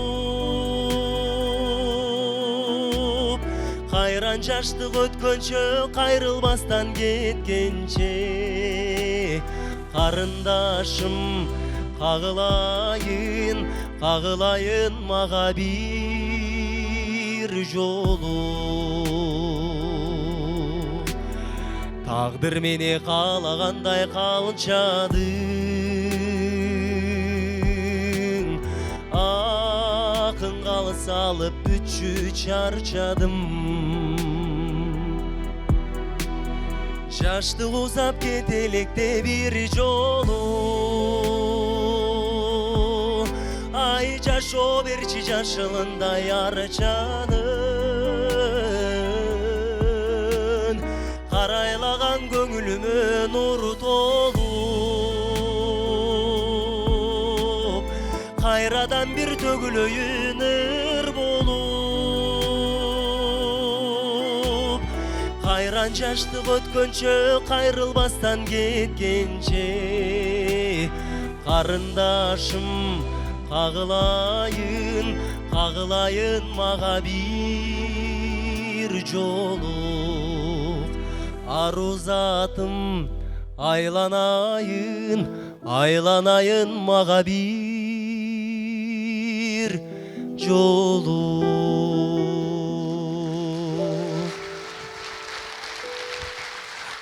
Рахмат. Токтогул Сатылганов атындагы Кыргыз улуттук филармониясынын солисти Ырыскелди Сатыбалдиев. Эмесе, урматтуу меймандар, кадырлуу коноктор, көркөм сөз менен музыка бирге айкалышканда уккан адамды, көргөн адамды өзгөчө бир кыялдарга жетелейт экен. Бүгүн Нуржигит агабыздан мына ушул көркөм дүйнөсүн, адабий дүйнөсүн музыка коштоп турса деген изги тилегибиз бар. Мына ушул тилек менен уюштуруучулар атайын сиздерге деп керемет чыгармаларды дагы даярдап аткаруучуларды чакырган эле. Эмесе, азыр алдыңыздарда Бүбүсара Бейшеналиева атындагы Кыргыз мамлекеттик маданият жана искусство университетинин алдындагы Алтын Нур ансамблі жагымдуу чыгарма аткарып бермекчи. Кол чабуулар менен тосуп алыңыздар. Аталган ансамбль Түрк элинин кадимки жашоо сүртүмдөрү деген кинотасмасындагы саундтректи ойноп беришет. Ансамблдин көркөм жетекчиси жана башкы дирижеру, маданияттын мыкты кызматкери Нурпейил Самарбекова.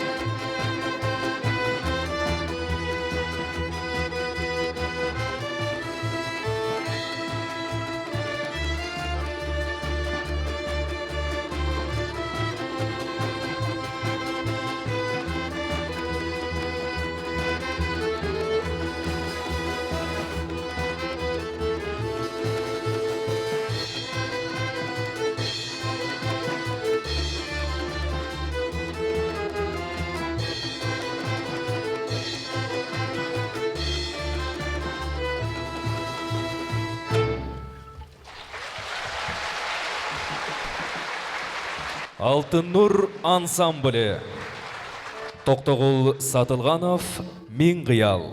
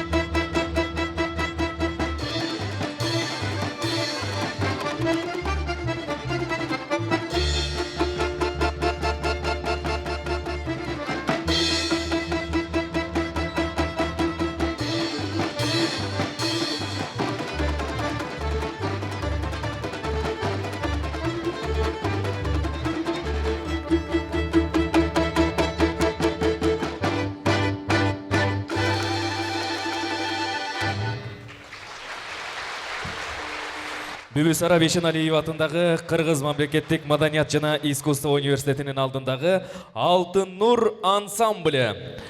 Ансамбльдің көркем жетекшісі жана башкы дирижеру, маданияттың мыкты кызматкери Нурпейил Самарбекова.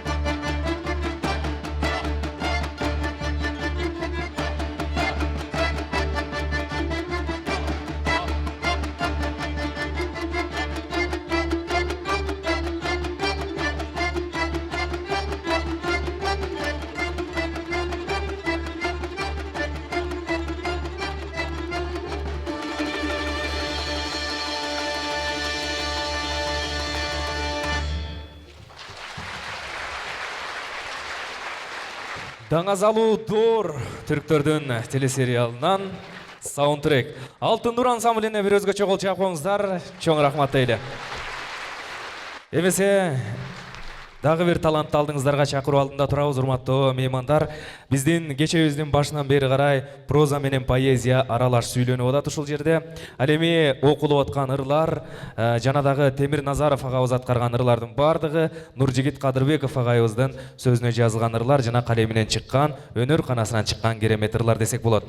Азыр биз мына ошол Нуржигит агайыбыздын ырларын көркөм окуу үчүн сахнага бүгүнкү күндө элдин жүрөгүнөн түнөк тапкан, өзгөчө интернет айдыңында өзүнүн бир жакшы көрүүчүлөрүн топтой алган, интернет айдыңында эле эмес, кыргыз ырларын, кыргыз үнүн, кыргыз абазын эл аралык аренада таанытып жүргөн таланттуу уулуңуздар бүгүнкү күндөгү көркөм окуунун чеберине айланып бара жаткан жигит Өзгөрүш Абакировду алдыңыздарга чакыралы.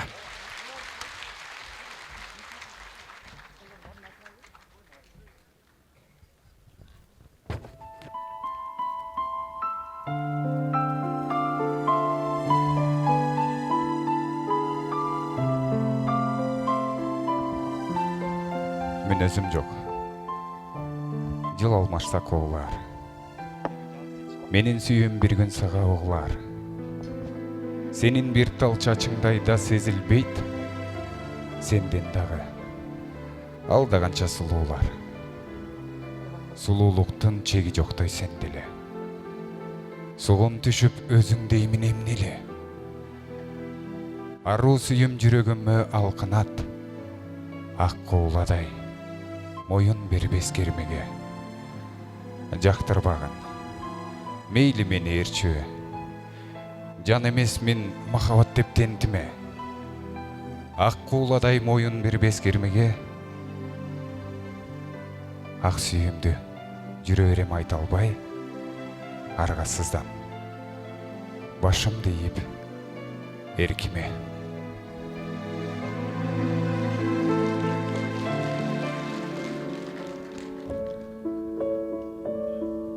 Аткарбай адеп ыйман талаптарын, акылман аталардын санаттарын. Ак жолдон адашуулар көп болууда. Мээримиң менен кечир жаратканым. Өмүрдү өрнөк ишке арноо керек. Жашоодо жакшыларга жандоо керек. Ак жолдон адашпоонун кепилдиги жүрөктү таза сактап кармоо керек. Дарыя тазалана тагым менен, темирден даты кетет жалын менен. Самындап колду бетти жуусаң болот, жүрөктү жууй албайсың самын менен. Пенделик кылып канча жасабастың, келбес эгер ага жаза тапкың. Кудайдан корк, күнөөңө тобо келтир. Сыры ушул жүрөктү тазалаштын. Арамдан, акмактардан ары качкын. Ыймандын талаасына таруу чачкын. Шүгүр кыл, ушак айтпа кечире бил. Сыр ушул эт жүрөктү аруулаштын. Канеметти тобого учур баарын.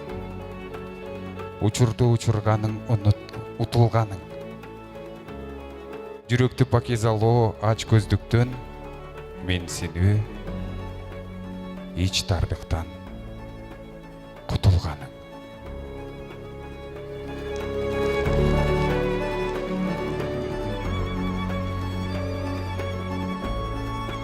Албетте, өзгөрүшкө ыраазычылык билдирели. Мына ушундай коңур үнү менен кыргыздын поэзиясын бүгүнкү күндө интернет айдыңында жайылтып аткан, бирден бир бүгүнкү күндө жигердүү иштеп аткан жаштардын бири.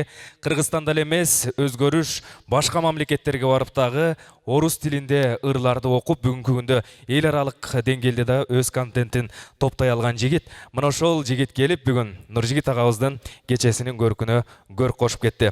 Эмесе, урматтуу меймандар, кадырлуу коноктор, азыр мына бүгүн кеченин негизги маанисин айтып атабыз. Мен атамды таптым деген китептин бет ачары деп атабыз. Мына ошол китептин редактору биздин арабызда отурат. Деги эле бул инсан Нуржигит агабыздын чыгармачылыгына өзгөчө күйөрмандык кылып, аны баалап, өзгөчө өзүнүн бир жакшы кеп кеңешин айтуу менен бир катар китептерине редакторлук кылган. Азыр алдыңыздарга ушул Мен атамды таптым китебинин редактору, Улуу Тоо басмаканасынын жетекчиси, Кыргызстандагы эң көп китеп окуган инсандардын бири Жумадин Кадыров агайыбызды чакырып койгула уруксат этиңиздер. Урматтуу замандаштар, бүгүн ушундай бир кызыктуу учурда кайталангыс учур. Себеби китепти жазган автор биздин арабызда, китептин каарманы да биздин арабызда. Жана ушунча адамдар чогулуп, окурмандар дагы чогубуз да. Мындай учур көп эле болбойт. Кээде автор келе албайт, кээде каарман катыша албайт, 100 жыл мурун жашап өткөн болот же 50 жыл кийин жашоого келмек болот да. Ошон үчүн бул бир өзгөчө кызыктуу учур болуп атат. Ушуну биз баардыгыбыз ынтымактуулук менен ушуга жетиштик. Анан мага бөлүнгөн 10 мүнөттүн 10 секундтун ар кимибиз өзүбүз үчүн бир дүркүрөтө кол чап, өзүбүз кубантып алалычы.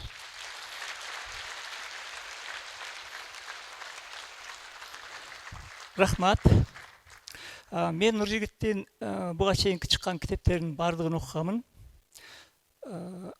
Эсине кайткан розалар, Япон кереметинин сыры жана башка баардык китептерин окугам. Баардыгы мыкты китептер, бирок мен үчүн окурман катары эң кынтыксызы, эң ийгиликтүүсү деп Япон кереметинин сырын эсептейт элем да. Себеби анда өтө ойлоп табылган эчтеке жок. Өзүнүн Японияга баргандан келгенге чейинки 2 жылдык мөөнөтүн күндөлүк сыяктуу анча-мынча эле көркөндөп жазып жүрүп отуруп, бирок килейген бир мамлекеттин, Япониянын эң ийгиликтүү элдин образын ачкан да. Анан мыкты сүйлөмдөр жазган, мынтип жазат. Японияга жөн эле дененин барып келиши бул трагедия дейт. Японияга барганга жараша анын сырын түшүнүш керек деп өзү изилдеп жүрүп, анан акыры таптыр. Көрсө Япониянын ийгилигинин сыры алардын мүнөзүндө экен, улуттук аракетчилигинде, жоопкерчилигинде, тактыгында экен. Мына ошону түшүндү деп жазган.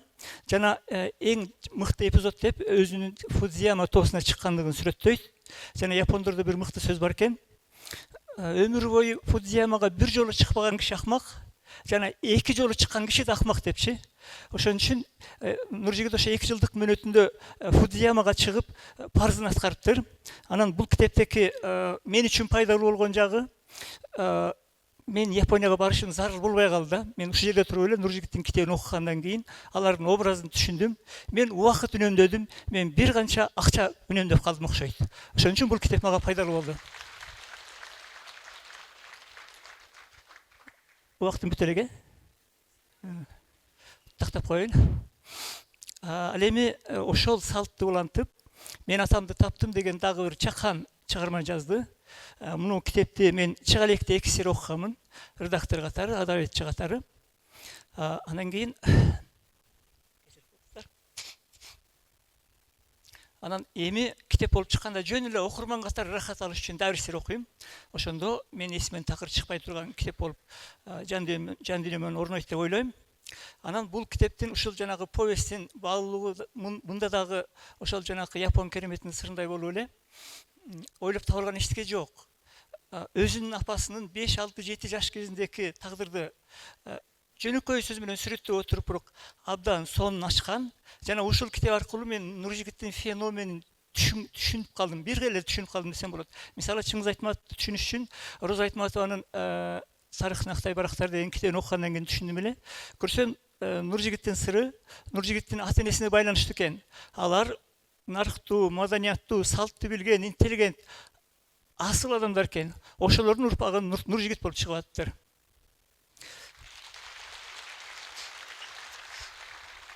Андан кийин бул чыгарманын дагы баалуулугу өтө жакшы идея бар. Жакындарыңарга көңүл бөлгүлө, ата-энелериңерге убакыт ашыргыла. Алардын маанайын эле сурап, шарттын эле түзүп чектелбей, алардын балалыгы кандай өткөн, ошону дагы изилдегиле, алардын ата энесинин балалыгын да изилдегиле деген бир жакшы идеяларды айтат да. Бул чындыгында эле бардыгыбызга керектүү нерсе. Анан бул китеп ойлоп табылбагандыгы, турмуштан алынгандыгы үчүн өтө баалуу жана оюн мушугун жоготуп атам. Азыр.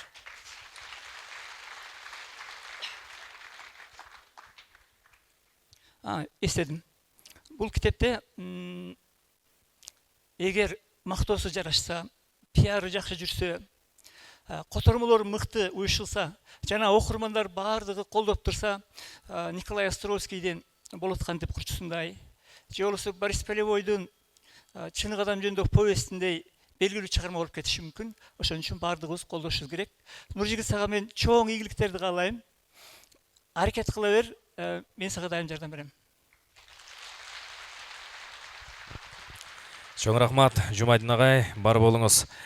Эмес урматтуу меймандар, кадырлуу коноктор, кечебизден ушул жерине келгенде расмий бөлүккө куттуктоо сөзүнө кезек берели деп атабыз. Азыр куттуктоо сөзүн сүйлөө үчүн сахнага Кыргыз Республикасынын Маданият, маалымат, спорт жана жаштар саясаты министри Максутов Алтынбек Аскаровичти чакырып коюуга уруксат этиңиздер.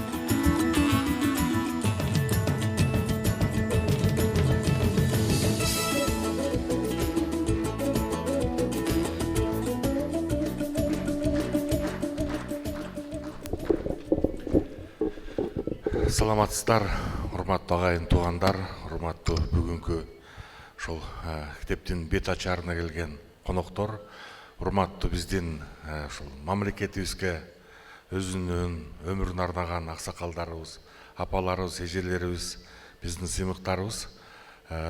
Бүгүнкү кече мен үчүн дагы бир жаңылануунун, бир жаңыча көз карашты жүргүзүүнүн кечеси болуп турат. Биз көп нерсеге көнгөнбүз. Мамлекеттик жумушта жүргөндө бир өзүнүн калыбы болот. Ошол калып менен чыгып, калып менен кирип, анан өзүбүздүн жумушубузду бүтүрүп, шашып аттым эле деп, анан кийин өзүбүздүн жумушубузга кетчү элек да. Бүгүн мен бул жерге кантип убакыт өткөнүн билбей, ошол биздин тарыхы кенен сахнабызда Нуржигит мырзанын адамдардын бир арулукка болгон дем берүүсү менин ичимдеги ойлорду дагы бир топ козгоп кеттү десек болот. Бул жашоо, азыр биздин жашообуз бир шашылыштын заманындай сезилет да. Бүт барыбыз бир жака эле шашып баратабыз, бирок каяка шашып баратканыбыздын, убакыттын өткөнү дагы бат болуп бараткандай, эмнегедир бири-бирибизге жана айтылгандай, бири-бирибизге көңүл бөлбөй, бир жака эле баардыгыбыз чогулуп алып шашып бараткан сыяктуу да.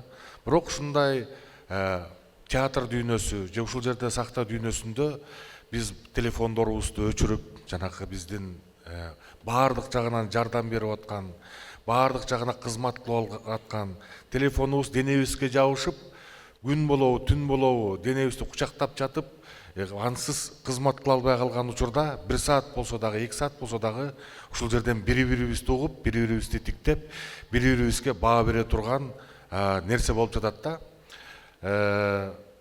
Мен атайын биздин официалдуу сүйлөш үчүн мондай кылып кооздоп, анан урматтуу Нуржигит Кадырбекович, урматтуу биздин кадырлуу катышуучулар деп айтышым керек болчу, бирок бул жерде мынтип айтышка болбой калды да. Анткени бул жерден мындайча айтканда биздин калыбыбыз же протоколубуз бузулду, бирок бул жакшы жакка бузулду деп ойлойм да. Ошон үчүн Нуржигит мырзага дагы мен чоң ыраазычылык билдирем.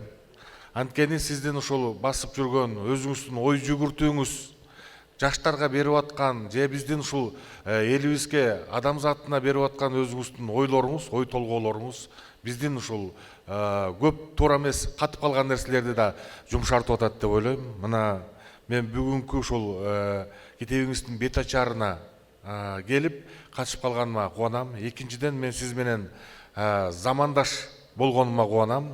Үчүнчүдөн сиз экөөбүз иштеген ушул сиздин убакта маданият, маалымат, туризм министрлиги азыр андан да чоңоюп, маданият, маалымат, спорт жана жаштар саясаты министрлигинде бирге ушул коллега болгонума кубанам.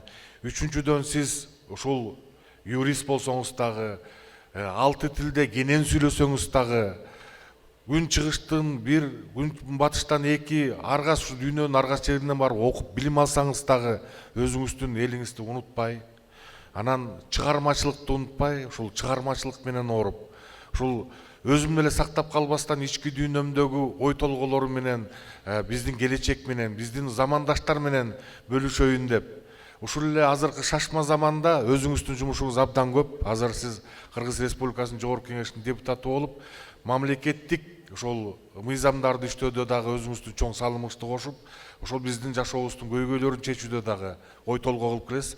Бирок ошого карабай, ушундай чыгармаларды жаратып иштеп атканыңызга мен таң берип атам, чында аябай таң калам. Баардык жерден таң калам. Бир күнү Америкадан сүйлөп аткан болосуз, бир күнү Япониядан сүйлөп аткан болосуз, бир күнү Арабияга барып арабча сүйлөп аткан болосуз, бир күнү түркчө сүйлөп атасыз. Мынча айтканда сиз уникум адамсыз да. Анан биздин жаныбызда турган апабызга биз чоң ыраазычылык, атабызга чоң ыраазычылык билдиребиз. Ушундай уулду тарбиялап, элдин уулу бол деп элиңизге берген сиздерге узун өмүр каалайбыз. Мындайча бизге болгондо биз гүл алып келип беришибиз керек, анан бирдекени түзүшүбүз керек. Муну кылып бер, айрыкча депутаттар келгенде, эми Жогорку Кеңешке барганда угуп калгандар төпөштөбөйт болсо керек, бирок көп нерсени мындай алып берди. Бул жерде эч кандай андай болгон жок. Биз чын дилибиз менен, колубуздан келген нерсе менен колдогон. Анткени бул жөнөкөй эле бир юбилейлик же бир иш-чара эмес. Бул биз муктаж болуп жаткан ошол окурмандын дүйнөсүнө керек болгон азыркы бир жаңы чыгарма жаралып атат. Азырда менден эчтен интервью алып кетти. Ушул маданият, маалымат, спорт министрлиги юбилейлик министр деп айтат го. Биз азыр юбилейге келген жокпуз деп айтып атам. Биз деген биз муктаж болуп аткан, окурман муктаж болуп аткан ойго, биз дүйнө жүзүнүн бир Японияны, бир Америка, бир Европаны карап, ар кимдин кийимин кие берип эле чак келбей, анан өзүбүздөн чыккан ушундай оратор, ойчулдардын бир айткан оюн уксак, бир өнүп өсүп, өзүбүздөн сабак болот деген нерсе менен бул жакка келип атабыз деп айтып атам. Бүгүн ошондой күн болуп жатат. Анан мен ойлоп калдым, сиздин сөзүңүздөн улам. Сиз баягы көп ой баккан, сөз баккан адамсыз. Ошолору менен азыркы биздин заманыбыздын көйгөйлөрүн көп көрүп келатасыз. Сиз айтып кеткен ошол телефондун аябай көп жагы бар. Бирок анын экинчи жагында аябай көп ушул заманды өзгөртүп жиберген жактары да көп. Ошол жөнүндө китебиңизди полный чыгарганда ошону маданият, маалымат, спорт жана жаштар саясаты министрлиги чыгарып берели. Анан сиз айтсаңыз болмок да, бул ичинде саясат кылып атат. Мен ал китебим чыккан жакты эмне бар, эмне жок, бул министрликтен кетип калса эмне болот деп ойлойсуз да, чынбы? Анда мен кетип калсам, ошондо өзүмдүн каражатым менен чыгарып берейин. Өзүм маңдай тер менен тапкан. Бул сизге биздин ошо маданият министрлигинин сизге болгон сый урматы болсун. Сиз менен биз сыймыктанабыз. Сиздей болгон адам Кыргызстанда болуп калгандыгына дагы биз сыймыктанабыз. Сизге ушул чыгармачылык ийгилик каалайбыз. Эми бул жакта аябай сонун сөздөр жазып, баардыгыбыз биригип атып жазганбыз. Муну өзүңүзгө тапшырып коеюн. Рахмат. Чоң рахмат. Ыраазычылык билдирели Алтынбек Аскарович. Кыргыз Республикасынын маданият, маалымат, спорт жана жаштар саясаты министри Максутов Алтынбек Аскарович.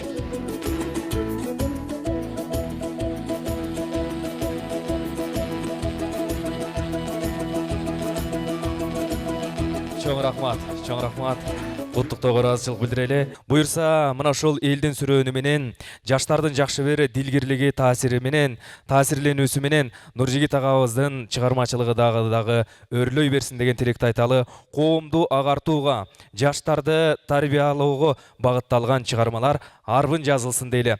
Бүгүнкү кечеден бир жакшы жан дүйнөгө жан азык алдык десеңиздер, жакшылап кол чаап коюңуздар.